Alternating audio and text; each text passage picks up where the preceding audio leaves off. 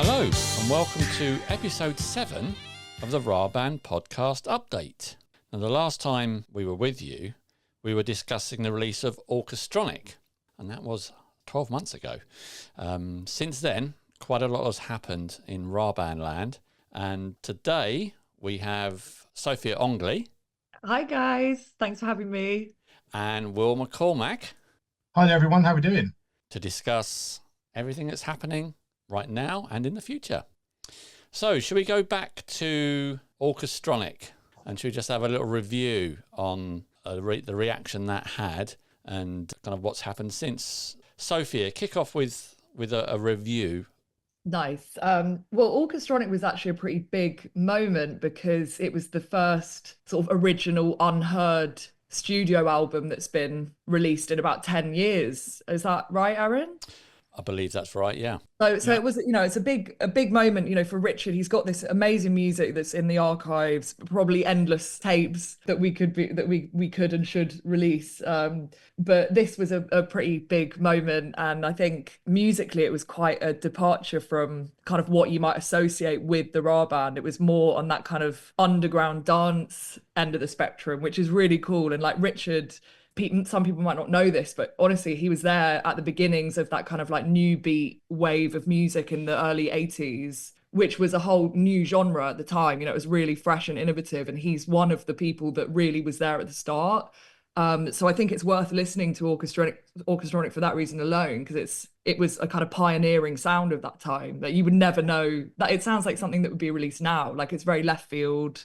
But it was cool. It got a great reaction. Loads of people commenting on YouTube. Like, it's lots of people that bought it on Bandcamp and supported, which is, the best way you can support an artist in this day and age. Really happy that it got to see the light of day. And I think it was such a great exercise to kind of show the breadth of Richard's style. He's done everything and he's done it so well and in such a cool way. But yeah, it was just really fresh and really love that album. So definitely listen to it if you haven't yet. So, Will, what were your thoughts about Orchestronic, and how different was it from the usual RAH Band output? I think, just to jump on Sophia's point there, it's all about diversity. It was something new, and we heard new RAH music for the first time in a long time. Unless you're a RAH Band fanatic, you probably wouldn't have heard some of that stuff. So it was new, and it was just about, it was interesting to see what kind of flavour that would bring. It was also quite intriguing on how to market that, because obviously a lot of the work that I've been doing is around kind of marketing and PR. And we did look at kind of different avenues online, certain specialist groups, some of the Japanese electronica groups as well. We got some good kind of vibes from that. So that was a kind of another interesting kind of slur on that. But yeah, it's just feel good, isn't it? It's all about RAH Band. It's all about Richard. And the more we talk about it, the better. But it was certainly an interesting project. I also can't believe that was a year ago. So that's quite scary in its own right. Yeah. But yeah, good fun as always. Good fun. Indeed. Well, from Orchestronic, we were approached, weren't we, by RAH Records in Holland to discuss further reissues and further projects that we could get involved with, especially on vinyl. And the first project they wanted to work on was a reissue of Messages from the Stars on vinyl. And we thought this is a really good idea to get a major independent label on board to find new markets for RAH Band and to really tap into the reissue market. Sophia, tell us a bit about the reissue market, because it is something which is growing and is one of the major profitable areas of the music industry at the moment. It is. It's interesting because actually, a lot of reissues are bootlegged and not legal. And it's a bit of an interesting area because heritage music is one of the biggest areas in the music industry, whether that's streaming, physical, but the vinyl reissue market is absolutely huge. And there are labels that exist that solely are based on that, the monetization of old music, repackaging it, remastering it sometimes not, and then bringing it to a new audience that love that sound. A lot of it's huge in the kind of like disco world, soul, funk, groove. And yeah, Rush Hour have a real big stake in the market there. They're probably Europe's leading dance music distributor, and they're in Amsterdam, and they're absolutely huge. And they have their label itself, but they also have their store, and their store is like a key record shop in Europe. So to partner with them was, an ideal partnership. It really, really was, because they have this audience that are interested in old heritage music, but bringing it to present day and playing it in their sets and listening to it at home. So it's just an absolutely ideal market for the RAH Band to tap into. Some of their market is people that were around in the 80s that already know the RAH Band and kind of maybe needed to be reminded about it. Or didn't have a chance to own these records in the past, whereas they also have this massive younger audience who are like digging and want to be made aware of things that they were from a time when they weren't around. So yeah, that's the Messages from the Stars reissue was well needed. I mean, we were flooded with people asking for that. So to be able to reissue that EP for the first time on vinyl since 1983 was a really massive moment, and again a bit of a test. We have to explore these opportunities and then see how they go. That's the beauty of the team that we have. We are able to do that because Richard owns the rights to all of his music. So yeah, we explored that with Rush Hour, and it was a huge success, and we're really, really grateful, and perfect partnership, wasn't it? Yeah, it was. Also, Will, you are a bit of an expert in these vinyl shops and what goes on in them. Again, over the last few years, these have flourished and becoming more of a social gathering. Explain a bit more about this phenomena. Yeah, really have. So obviously in my role as, kind of managing the PR side of things, I decided to kind of go out and see these guys in the flesh and see what the chat was about Messages. We know it's an incredible track. Everyone loves it. As Sophia just said, both kind of current and past kind of crowds love it. We had the TikTok phenomenon back in 2020, which kind of blew it all out of consideration. So I went to the shops. I went particularly to Phonica in Soho, and was talking to them about the reissue. And they said, well, it's been so good, we haven't got any. It's as simple as that. That's how good it's been. They've all gone. We can't order any. There's none available online. That's how good it is. To the point that I took some back so we could play it on one of their turntables. The same way as I went to another place in Northampton, not so far from where I live, called Vinyl Underground. This incredible record shop. It's just like a dungeon, cave of everything you want as a vinyl fanatic. And again, it was just flying out the door. And you're right, these kind of record shops now, they've become more of a place to kind of hang out. There's places to get drinks inside. You can sit and chill. You can listen to the music. You can chat. There's not this kind of maybe just urgency as there was maybe in the 80s and 90s of just going into a shop and buying stuff and, paying for it and going. It's more of a community. So what I did is I took, videos and pictures and stuff and obviously shared it across all the kind of content that we do just to get the chat moving. And it's just been unbelievable. I mean, what I've done is only a little bit just to piggyback what is already a huge success of Messages from the Stars. But going out and talking about the RAH Band, it is, if you start talking about Messages from the Stars, the crowd that it involves are so diverse from all ages, all backgrounds, all likes, and everyone's got something to say about it, whether it's a catchy track or, oh, it's that track. I didn't know that was RAH Band. Who is RAH Band? What is RAH Band? And it kind of, explodes into this conversation that just goes on forever.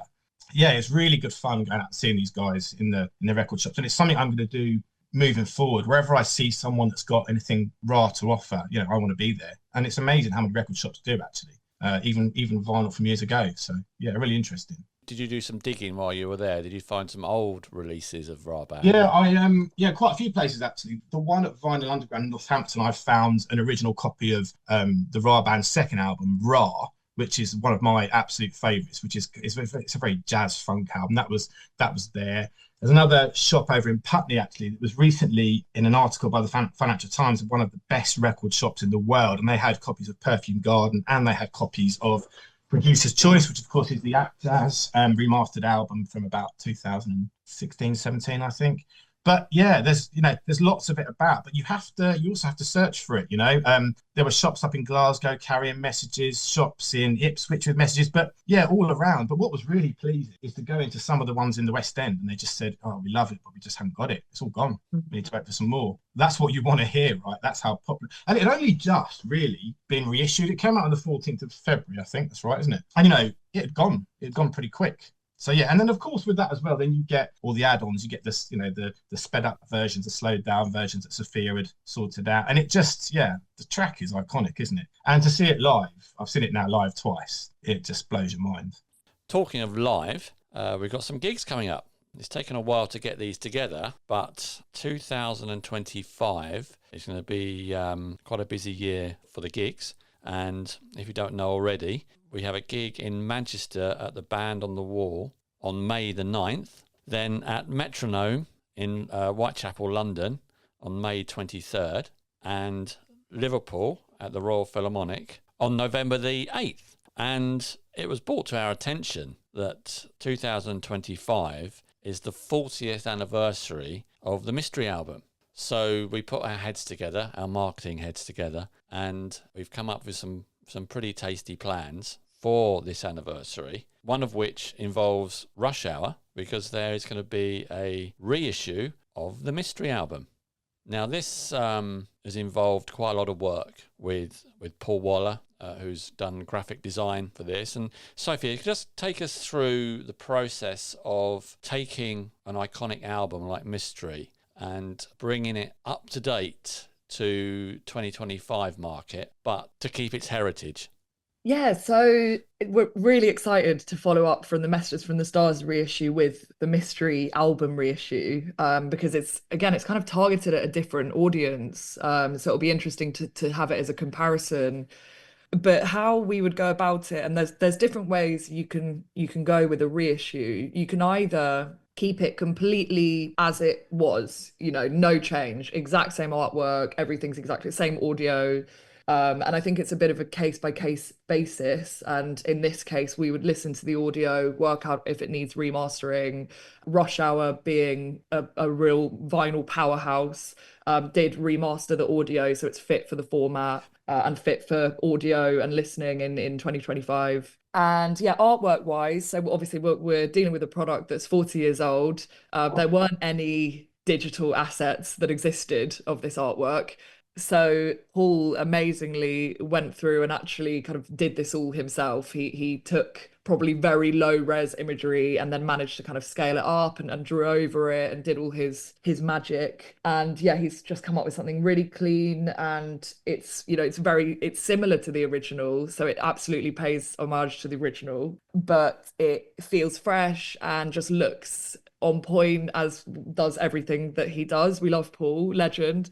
So yeah, now he also has created a load of assets where we can share, what the actual vinyl itself looks like, what the labels look like. The back sleeve, the back side of the sleeve is slightly different this time, and we've added some sleeve notes. So yeah, Paul has helped us basically bring it to the 21st century, and it's looking really, really good. And I can't wait to see it in real life. And I know Aaron's waiting on his delivery, so we're waiting for an unboxing video from you, Aaron. And I've got mine on pre-order, so yeah. Nice, yeah. So it should be coming out publicly around the 23rd of May, but the record will be available at the live shows. So if you're coming to Manchester on May the 9th or at Metronome on May 23rd, you can grab a copy there, as well as a Messages from the Stars reissue, which will also be available at live shows. Yeah, we're going to have quite a lot of merchandise for sale on the live shows. As Sophia said, the Messages from the Stars reissue, Mystery. And that's a special blue copy that won't be available in record stores. So that's a real rare item. There's only 100 of them. So yeah, get your hands on that if you can. And of course, we haven't had a blue Messages out since '83 as well. Exactly. Yeah, talking of looking at a kind of historic product and working out what to do with it, and this was a partnership with Rush Hour. It was their idea to offer to create a blue version as well, as a kind of nod to the original, which came out on blue vinyl in 1983. That's amazing. A lovely thing to have. Also, the two box sets will be available on the night as well. The released by Cherry Red a few years ago. And also Touchdown, the live version with the very first RAH Band gig. That album will be available for purchase. And also some T-shirts and vinyl tote bags. Yeah, so we had an idea about merch kind of the beginning of this year, really, because we did have an online kind of shop. We wanted to make it more kind of bespoke and kind of have more control over it, really. So we had a chat amongst the team and had some ideas kind of flitting around. And I went out and did a bit of research and, again, chatted to the guru that is Paul when it comes to anything design-wise. He's your absolute go-to. And just to jump on what Sophia said before, he has managed to create an image that is bespoke for both a T-shirt and a tote bag. So we're going to have various sizes of t-shirt and tote bags available to purchase at each of the gigs, because of course, if you're purchasing vinyl, you need to put it in a bag, because if you don't, it's a complete and utter nightmare to carry around the whole night when you're at a gig. So that's going to be great. And, you know, again, it's all about 40 years of mystery, and we're going to blow it up big style. So we had to have some merch to kind of mirror the excitement of everything. So I'm looking forward to seeing that, and they should be arriving at my house this week. Excellent. Yeah, it's going to be a really busy night, and we're just hoping we can get Richard to the signing table. We had a little bit of trouble last time at the O'Meara. He had to try and drag him through the crowds, and it was quite an effort, but we did manage to do it. So hopefully this year he'll be available to sign, which would be a really good thing. We only had 15 minutes at O'Meara, which was nowhere near enough for the amount of people that wanted to come and shake the hand of the man. Yeah, quite. Music. So yeah, hopefully we'll have more like 45 minutes this time, maybe an hour. That'd be good. I think it's going to be a lot easier as well, because there's a designated merch stand upstairs on the kind of balcony bit. So it kind of like separates it slightly. So, well, that's my train of thought anyway. But when people are busy, you know, dancing away to RAH Band, they don't really care. But yeah, it's up there anyway. Excellent. So that really kind of leads us on to the next thing was Moch. Now, Sophia, please explain to people listening who Moch is and how relevant he is to this conversation. Well, Moch, he is a dance superstar. He's from Brazil. He's just absolutely blown up. Like, it's crazy. In the last sort of 3 years, let's say, I'd say since like 2022. And he's just one of those, like, he's just on the up. He's like super energetic, super personable, very cool. He's like in his 20s. He makes great music, you know, kind of tech house, like dance music. And people absolutely love him. He's got a huge fan base. You know, the Brazilian music fans, they're on a different level, like the energy they bring. And he's very much that. He brings like such a massive energy, and he's just very much been kind of on all of those like one to watch lists for the last couple of years. And basically we got approached by Ninja Tune because they wanted to clear Messages from the Stars as a sample. So basically Moch loves the song. You know, certainly wasn't around in the 80s. He's a young guy, but he loves the song. And he wanted to be able to play it in his sets, but he wanted to make it more danceable. So he's created this kind of, well, like, you know, a 2025 techie, housey version of the track. And he's done a really good job. It's very different. You know, it's very kind of in keeping with modern dance music and what you'd expect to hear on, like, you know, Radio 1. And yeah, so he's made this remix. Essentially it's using a vocal by Dable, which came out a couple of years ago and has been very much doing the rounds. I mean, that's absolutely huge on YouTube. They released that, and so the singer from that, who I think is maybe called Holly, I'm not sure. Anyway, so he's using that vocal, but some of the original stems as well. I think the original kind of, he's made a kind of acidy bass line using the original composition, which is like, yeah, quite a cool fresh take on it. So yeah, we got approached for this and sort of didn't know what to expect, and then got sent the track, and Richard liked the track as well, and we weren't sure if it was ever going to come out. And then basically start of the year they said, right, it's coming out in February, and it's just been everywhere. I mean, he's been on billboards in New York, Times Square, he's been all over Radio 1. It's been pretty relentless, hasn't it? I mean, we're always still getting tagged in stuff. So it's been great to see, because also the way the deal was done, it's Moch featuring the RAH Band, so that's a nice bit of kind of cross promotion. He's got this, absolutely huge, millions and millions of fans, but they're different fans to the RAH Band fans. However, so he's kind of bringing the music to that demographic, which is just really great. And we actually then saw a spike in the rest of the RAH Band's music streaming wise because of that remix. So, it kind of looks like people were maybe then clicking on the RAH Band and actually going to explore more of the catalogue. So it's a really beneficial exercise for that reason, but also just fun to hear a fresh take of a 1983 track, and I think he did a really good job. Yeah, looking at the stats, he got over 1 million streams on Spotify in 4 weeks. And it's still going up now. It's quite an amazing achievement, really. It just shows you, music is timeless. You've got you be at the right time at the right place, the right person hearing it, and amazing things can happen. Yeah.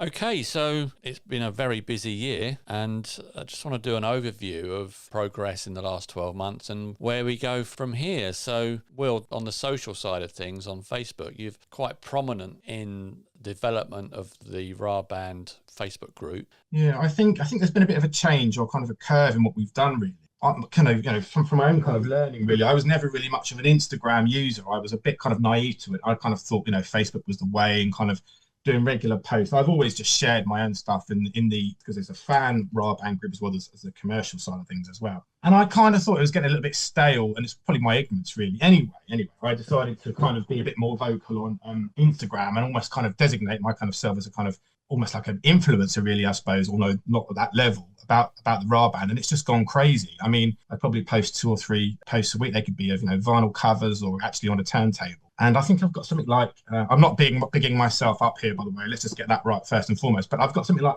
1,400 followers, which most are designated RAH Band fan. And then with that, you get the conversation about, when's this coming out? When could this be done? Could that be done? When's the next gig? Are there plans for next year? But it's just a real different audience you get. You get much more of a fanatical, real music-driven persona, I think, on Instagram than you do more so on Facebook. I then decided to branch out further, and I'm not too sure about this just yet, onto TikTok. I don't think I really get it still either. And it's quite an interesting platform. And again, I'm just kind of learning my way around it. But it's certainly, it's all about the RAH chat, isn't it? And it's certainly increasing volumes across the whole spectrum. Whereas Sophia is more the kind of creative expert, and I'm not. So if I've got an idea about something that I think we should be posting as a band, then I might just send the content to Sophia, and she makes it look really, really sexy and sassy because I can't do it. An example of that was when Sophie Alex Baxter mentioned the RAH Band on Radio 2, and we managed to capture that audio. And what did you do with it, Sophie? You kind of made it a bit pizzazzy, didn't you? Yeah, we just made a little kind of like a visualizer. So like had a little audio waveform and her picture, and then we put it up everywhere, and then Aaron's tweeting. And then what happens? Well, Sophie Ellis Baxter then reposted it and responded to it, and she was pronouncing the RAH Band, RAH Band, and which is quite a common thing I've heard of late. When I went to the Metronome to check out the venue, some of the students in there were going, "Yeah, Messages from the Stars, what a banging tune, the RAH Band." And I thought, no, I'm gonna have to stop you there, I'm afraid. Yeah, fan since 1985. I'm going to have to correct you there. And I did. They were like, "Oh, right, RAH." And I said, "Yeah, exactly." Just to go back to the socials thing there as well. When we were looking at PR around Manchester, thanks to Sophia, I looked on the NTS website and who'd been playing RAH Band over the years. And I was trying to look for a DJ that was playing something outside of Clouds, Messages, or The Crunch. And we found Sarah Bates, who'd been playing Time Keeps Tearing Us Apart, which was the sequel to Clouds Across the Moon back in the 80s. Quite a niche track, arguably. Like, really? Where we'd see anyone playing that. Exactly. And it's got a really punchy bass line stuff. And I think it was remixed as well. And all I did, this is my ignorance again of Instagram, and the beauty of it is I just tagged her saying, "Thanks for playing this, Sarah." Bam, she came straight back to me. And I ended up meeting her just a couple of weeks ago, and you'll see the pictures, of course, in Manchester. And now she's going to be playing some tunes on the build up to the band coming in. So there's the magic of the socials for you, really. Yeah, totally. It's that community thing and the actual real life conversations. And actually, I think that's a cool thing that you bring to the table. Like, we can post stuff from the RAH Band and that will start some sort of a conversation, but I think when it's like peer to peer, like fan to fan, it's a different thing because you can kind of nerd out over this thing you have. And I really love that. I think it's such a cool development, and also just I'm so excited for Sarah Bates' set as well. She's so cool. I actually thought that Stevie Nicks had walked into Band on the Wall when I was waiting for her to come in, because she walked in with her blonde hair and a hat, and I thought, oh God, Stevie's here. Like, I honestly really, and she's so cool and quirky, and it's going to be great. And it's such a great venue as well. But the power of the socials is incredible. I don't know what we'd actually do without them. Oh yeah, exactly. It's you only have to put the right post up at the right time, and you get just a really good reaction from it. I think with the mixture and the variety of all the socials collectively guides the RAH Band message, into all sorts of different directions. Even YouTube posts, the community posts, that they really get a really good reaction. It's such an important platform. I think that's always the platform people overlook. And actually, it's the biggest platform for music discovery. So, The Messages from the Stars YouTube post, over 44 million hits. I mean, that's just, what even number is that? That's monopoly, isn't it? It just doesn't even make any sense. I wouldn't know how to counter that. I think the RAH Band are getting around about 8 million streams a month. Is that right, Sophie, or something like that? Yeah, it must be, because we're on 1.6 million listeners, of which many of them will stream many times. So I've got a real good dedicated fan base that just don't stop. They're not like playlist fan base where they're just listening stuff they get served. Like, these are people who are actively participating and want to listen. So it's amazing. It's really amazing. So hard to get those figures in this day and age. Yeah, it certainly is. Okay, so for the future, Sophia, what have we got lined up? Well, I mean, 2025 is arguably the biggest year for the RAH Band yet in present day terms. It's not quite top of the pops, but as things go, this is a huge year. 3 live shows all around the UK. Also, just want to say, so happy that we could put on shows not just in London, because I think that is unfair. I'm really happy that we get to represent, especially in places like Manchester and Liverpool that have such a rich music heritage. The Beatles link in Liverpool, Manchester is such a huge music city. I think it just makes complete sense to take the RAH Band on tour there. And just really excited for those shows. But I think, the future's looking pretty exciting. There's more music, there will be more shows, there will be all kinds of things that come up with our partner, our new partnerships in place with Rush Hour, for example. I think there's we're really leveling into that new era for the RAH Band. So it's really exciting. I just say watch this space, but in the meantime, come to a live show. And come and chat to us. We'll be on the merch desk wearing our mystery 40th anniversary. That's how you'll know. And Will, what are your wishes for the future?